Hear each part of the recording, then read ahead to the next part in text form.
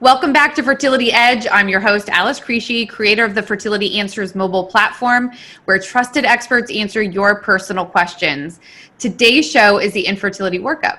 It's a guide for straight couples with two very special guests, and perhaps the first and only mother-son IVF team from Southwest Fertility Center in Phoenix, Arizona. I have with me the matriarch of the practice and of the family, Dr. Sujatha Ganala, and also her son, Dr. Vinay Ganala.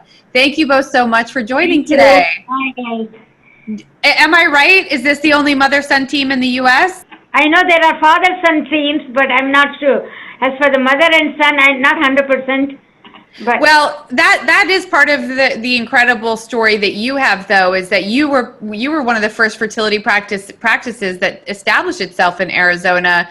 So you were very cutting edge as a woman, right? As a female IVF doctor. I mean, I was one of the first pioneers, actually.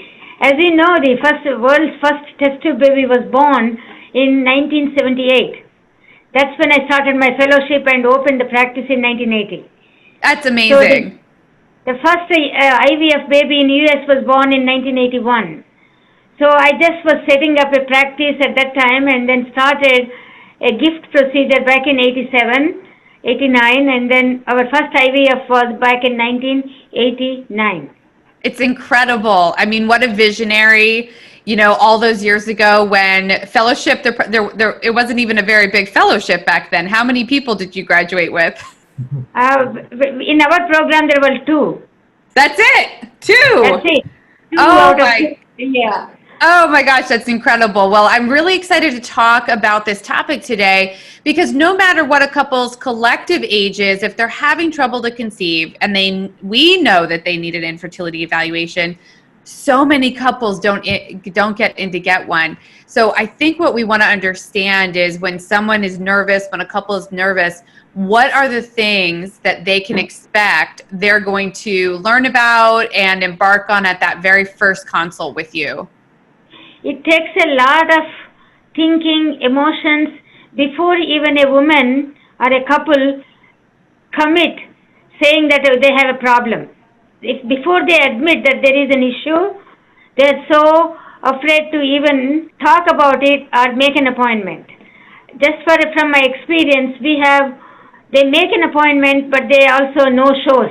No-show rate is very high in infertility practices. That's because they're not emotionally ready. They're at a stage that why me syndrome, you know. But when they do come to us, it takes a lot of effort, emotional. They have strength, and they have to have a confidence and strength in themselves to even admit that there is a problem. So when they feel like there is a problem, because they cannot, this is a topic they cannot talk to their next door friend who has right. 2 children, right? So they come to us at the initial visit. What do we do? When the couple come to me sitting across my table, all our life, what do? We prevent pregnancy from the time of puberty. And all of a sudden they wake up. Everything is set now. They want to have this baby tomorrow. And when I explain to them how inefficient system is reproduction, I'm sure you will address later in a different session, they are so shocked. I completely agree with you. That is probably one of the most common things that we hear over and over is like, I spent my entire life preventing pregnancy and it turns out I didn't even need to, right? I took all the birth control and then women start getting into their head about it and they wonder, did my birth control cause it? We hear that all the time, you know?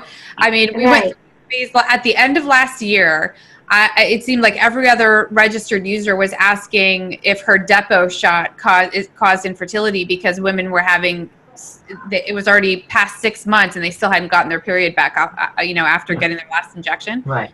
And so we hear that all the time from women is like, oh, did the birth control cause it? Did, this, that? And so the more that we can advocate, don't look at the past, but yes, that we can wake them up to proactive planning. Let's say it. Okay, Proactive 100%. planning. Yes. Yeah.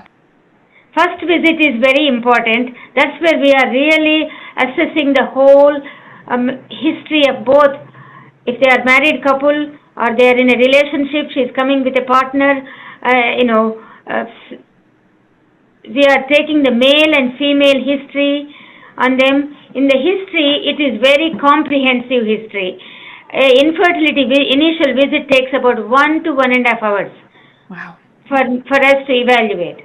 So in that, we start with number one, obviously the age, height, weight, and if they have had previous successful pregnancies, miscarriages, and then the age they started, complete gynecologic history, which addresses when they first started their menstrual period, the age of puberty, menstrual cycle history, the associated symptoms, which we are addressing by asking the questions, we are assessing if there is going to be any underlying physical problems for that woman.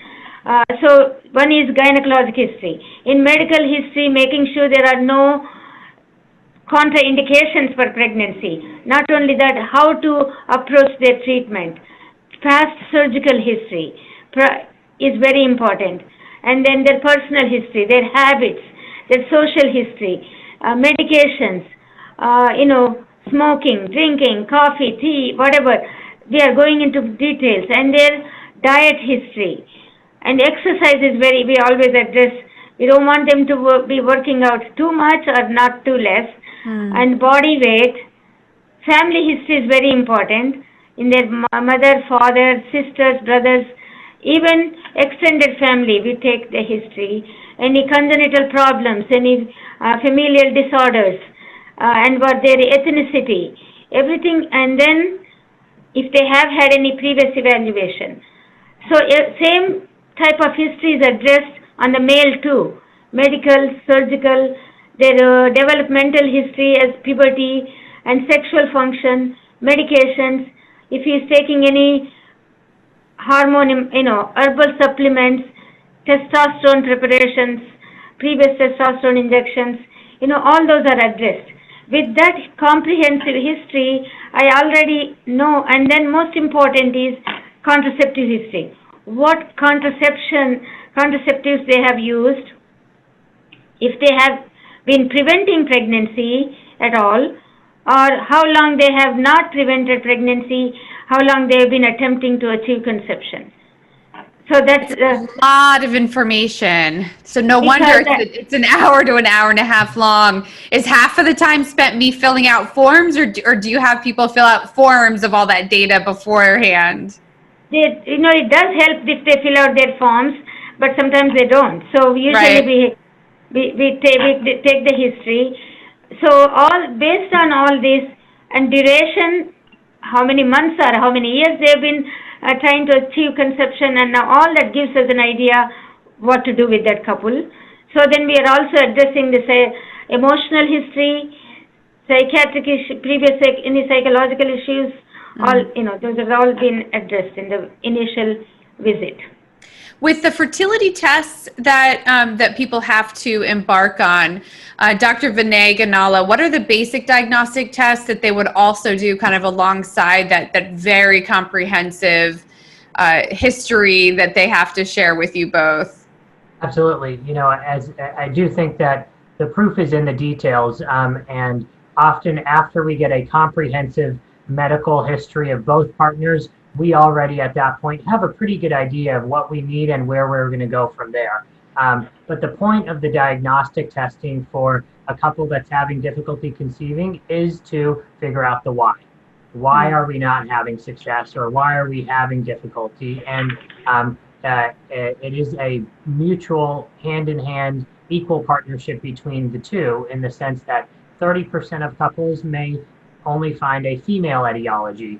30% of couples may find a pure male factor, and then another 25% of couples will kind of have a mild male factor and female factor, and that leaves a sometimes frustrating diagnosis of about 15% where they're purely unexplained, meaning that all of the workup that we have for their fertility testing looks good, but yet that couple hasn't had success. So, the diagnostic testing is really focused on why are they having trouble, and sometimes it can be a little bit overwhelming because it is, unfortunately, a few tests that the woman has to go through, and it takes time because each of those tests are based on a different day of that woman's menstrual cycle.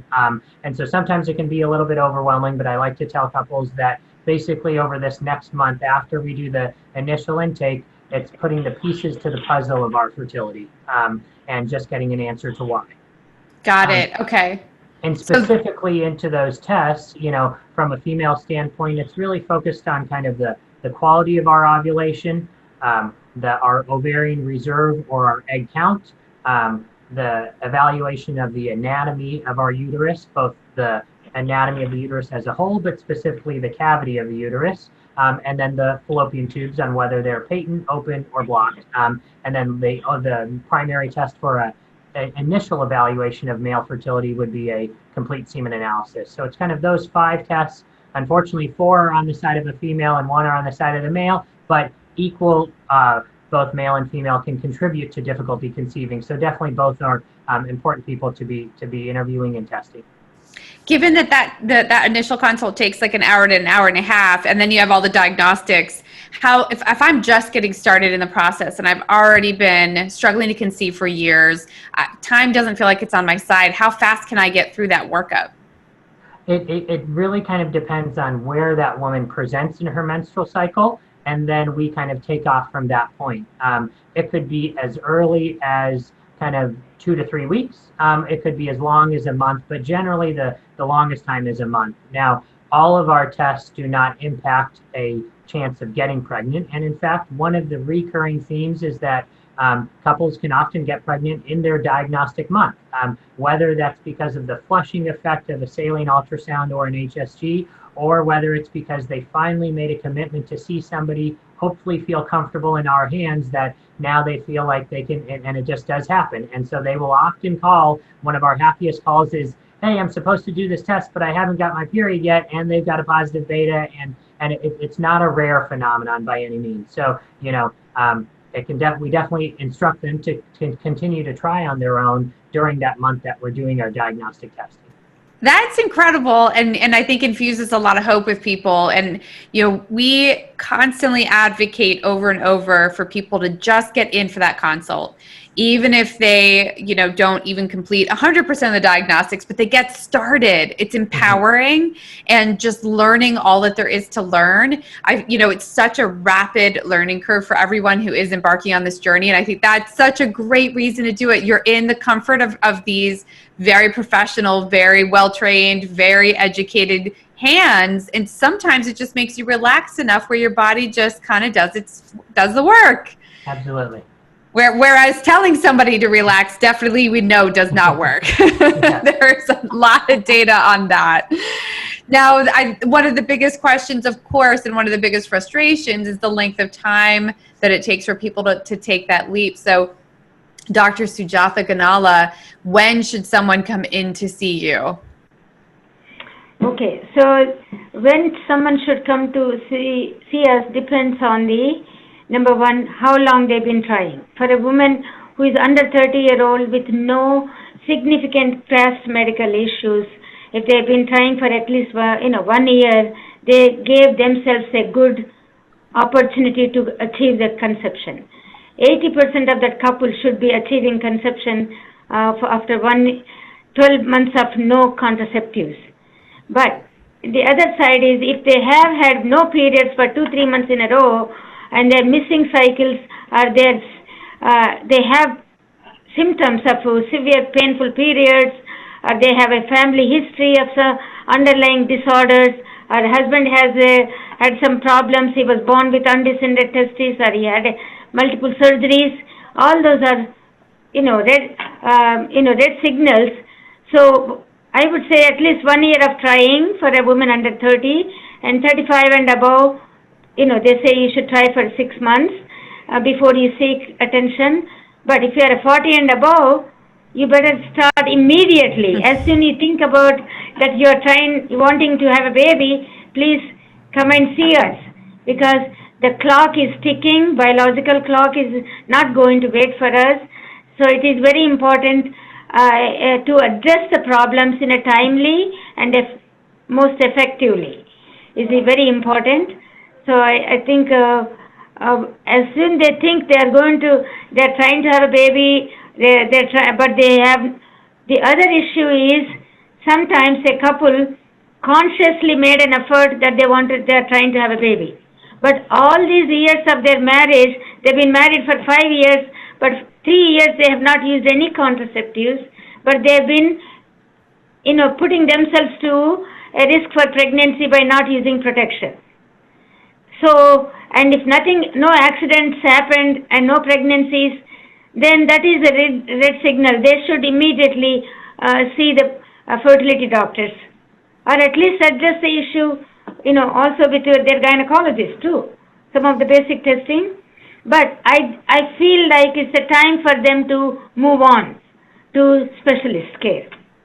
Yeah, absolutely. Absolutely. So, similar question, Vinay, but a little bit more detail. I think, let's really underscore what those conditions are that would have somebody say, you know what, my OBGYN really isn't prepared to deal with this. I already have an underlying issue. What are some of those underlying issues? Don't leave anything out, whether it's obesity or PCOS or endo. What are some of the underlying issues that we want to advocate that couples, that women get in to see you right away and don't wait for that magic 6 months or 12-month number?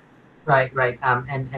So one is a regular. So by definition, kind of difficulty conceiving or infertility is in a woman that has regular menstrual cycles, because that means that she is inherently ovulating every month, and there's obviously then a chance of pregnancy. But in women that have irregular menstrual cycles or abnormal bleeding, often those women are either ovulating very infrequently or maybe not even at all. And so in women that have irregular menstrual cycles, as you mentioned, there's many kind of different disorders for having irregular cycles. The most common ovulatory disorder is PCOS or polycystic ovarian syndrome. But if a woman carries that diagnosis and now they're in the right position to start a family, well, that patient should not be waiting 6 months or should not be waiting a year, because they're having trouble releasing an egg or ovulating to begin with. So that would be someone that we should see kind of right away. Another kind of red signal or warning sign that that couple may have difficulty conceiving is signs and symptoms of endometriosis. Now, those are diagnosed clinically, but sometimes women will have proven endometriosis from like a previous surgery. So that would be another patient that kind of should see a physician or a specialist earlier, just because they carry kind of a diagnosis that could increase their risk of having trouble. So there's no reason in waiting for that longer period of time. Other things would be kind of previous surgical history on the side of a female, if they've had multiple surgeries on their ovaries or had an ovary removed for benign reasons before. I think that would be an indication to see somebody earlier. And then on the male side too, if they've had, like my mother said, a history of undescended testicle, or a history of fertility problems and fertility issues, or if they had been on, unfortunately, like testosterone injections previously, then those would be reasons that, they have a higher risk of carrying kind of a male factor diagnosis. And I would say there's no reason to wait at that point. You might as well just come in and get answers. And, this diagnostic workup, sometimes I think there's a hesitancy on couples to do that because they think that it commits them to, God forbid, in vitro treatment or something expensive in terms of treatment. The goal of a diagnostic workup is to figure out the why. And, we have often had patients, it doesn't happen often, but where they're almost contemplating conceiving and just want to get an answer of their fertility. If everything is reassuring, then we don't force them to treatment. We say, you're ready, take that year, take that 6 months, and good luck, and come back to us if you need to. You are so spot on, Vinay, about this particular topic, that patients don't get in because they have this assumption that they're going to be, quote unquote, sold IVF, and then they convince themselves, I can't afford it, rather than accessing fertility specialty healthcare the way that it's meant to be accessed, which is right. A consultation and a diagnostic conversation. So it's one of my favorite things about your practice that you all are on that page and that you advocate for the same. knowing that there could be multiple different treatment paths someone could take or no treatment path at all. But the knowledge about oneself so that there's a definitive understanding that is so incredibly important. Now, talk to us a little bit about this timing issue, because we certainly know, and Vinay, stick with this for you for a minute, why not to wait too long? And Sujatha brought this up, earlier, saying like, well, if you already know you're 40, don't wait 6 months of trying. That's just nuts. Get in and see, how your ovarian reserve is functioning. So could you take us through that a little bit of just the background of why not wait? Yeah. So, why the recommendations are a year of trying when a woman less than 35, 6 months, 35 to 40, and immediate evaluation after 40 is because there is a biological clock, and that biological clock affects both males and females, but unfortunately it's a little bit more sensitive on the side of a female. And really what the age-related decline in the fertility is both in terms of egg count or ovarian reserve, because a woman will lose eggs as she gets older, but she starts to lose eggs a little bit more quickly at the age of 37 and much more significantly after 40. In addition to egg number or ovarian reserve, there's also decreases in egg quality. And that's probably the biggest one. And so, at the age of 30, about 70% of a woman's eggs are genetically normal, meaning good quality, and 30% are abnormal. Not a big change at 35, but at 37, now it's about 50-50. At 40, it's about 60% abnormal, 40% normal. And at 42, it's about 75% abnormal, 25% normal. And at 44, almost about 85 to 95% of a woman's eggs are genetically abnormal or poor quality. And why I would say that is important is because no matter what we can do, we always have treatments we can offer. But one of the few things that we can't control is a woman's egg count and a woman's egg quality. We can only work with what we have. So given those limitations on any fertility treatment, obviously coming in earlier rather than waiting too long, we would just carry a better prognosis, because inherently then we would be working with hopefully more eggs and eggs of a better quality. I think that's the data is what the data is, right? Yeah. And it's incredibly difficult for women in their 40s to hear the data. And we hear so many times women that say to us, but I've been so healthy my whole life. I've taken such great care of myself. I do all the right things. And having to constantly go back and say, the data tells us that doesn't matter. Right.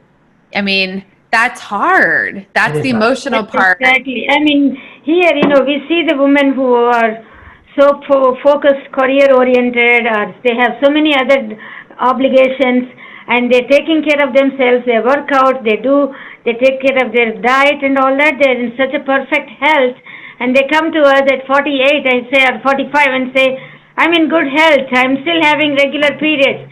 My mom, somebody had baby at 48, like that they do, and they're not accepting the problem. Like when I said, it is important, the sooner you consult a specialist is better. It is. The sooner the better. One final question for you on that topic, Sujatha, is on a couple that, the question is, does a couple need to be actively trying to conceive in order to get pregnant? Okay. Trying, that doesn't mean, there is again misconception. Before I just said, sometimes they're not even using contraceptive, they're active 2-3 times a week for last 4-5 years, but then they suddenly decide, we want to have a baby in the next 3-4 months, and they try for another 6 months. That's a waste of time, because we already know those 3-4 years they have been putting themselves to the risk for pregnancy. Right. For example, the sperm lives in a human body for 7 days, 5 to 7 days. But mostly it's more fertile maybe for 3 to 5 days. But egg is living only for 12 hours. If a couple are active, say in a woman who is having regular menstrual cycles, from cycle day 10 until maybe 20, if they are active like every 2 days, that's all it takes. We don't need fertility monitors, we don't need ovulation predictors, you don't need to have, they have to have it that minute, that day. No, it's not necessary. And we often see that a lot of emotional pressure on the husbands too when they have to perform, on demand. So it is very important to keep it, to be, to be more realistic about it, and then commit yourself to the testing, whatever needs to be done. I love that sentiment, this on-demand sex, and we're not talking about the porn industry. We're literally talking about how couples approach it. And, Right. and it removes all the romance, it removes all the sexiness from it, right? And it becomes Right. this like, I gotta get my timing perfect, and the charting and the temperature tracking, Exactly. and the ovulation kit and everything else. And if it's that hard, they need to come in and see you, right? If it's Right, requiring exactly. that much work and study to understand what's going on with the body and why it's not working, they've got to get in to see you for a consult. That's the bottom line. Bottom line, like, yes. Yeah. And I'm sure that maybe Vinay will address with you the causes of infertility, and you can see what are the, so various different problems can contribute to the infertility issue. What's kind of cool is that, with my mom kind of starting of, not to go too far into the history, but with my mom kind of starting when there was nothing, of like she said, she was a pioneer and matriarch and had to kind of fly to different places to learn these techniques. Now the things have been so advanced that, we are really gifted and blessed right now training with all the tools that we have, which which can sometimes be taken advantage of and miss. And I always now get kind of reminded on how hard it was for my mom starting and where she started. And, I think that is just something that kind of continuously reminds me of like how powerful and strong of a woman my mom is and how impressed I am by her, and so it's kind of like two different times when we've started our career, but, where I've started now there's constant, I guess, reaffirmations of like how much she had to go through that I just never knew about, Well, the other thing I think about when it comes to your mom and all those years ago is the amount of failures, right? I mean, it took pioneers like your mom so many years to improve the techniques, to perfect the techniques. Even when I did my fertility preservation treatment, and oocyte vitrification didn't even exist yet. Right. So we were working with experimental labels and 2 to 3% success rates, right? And so the fortitude that it took even to just like stay in practice and kind of deal with that emotional side for yourself of you've got these same number of desperate people sitting in front of you who want this dream of family. Exactly. It must have been incredibly hard. We would do everything, exhaust every treatment possible, medical, surgical, before we can even suggest IVF. But what is unique about this practice is you're blending the old established methods to the new ones, and like maybe Vinay can talk about his background training, that mending the old versus new and being able to offer to the couple the new, all along I've been on the cutting edge, learning as we go, during surgical treatments, laser surgery, things like that. We learned as we went as I was practicing. But the new treatments, Vinay was exposed and got trained with hands-on training with experts, with pioneers in the country, and he brought that knowledge to this practice, which is, I think our patients are going to benefit from that. Absolutely. Yeah, I've been fortunate to have wonderful mentors throughout my medical career, but my biggest mentor was definitely the mentor that I didn't even really know before I got into this field, which was my mother, obviously.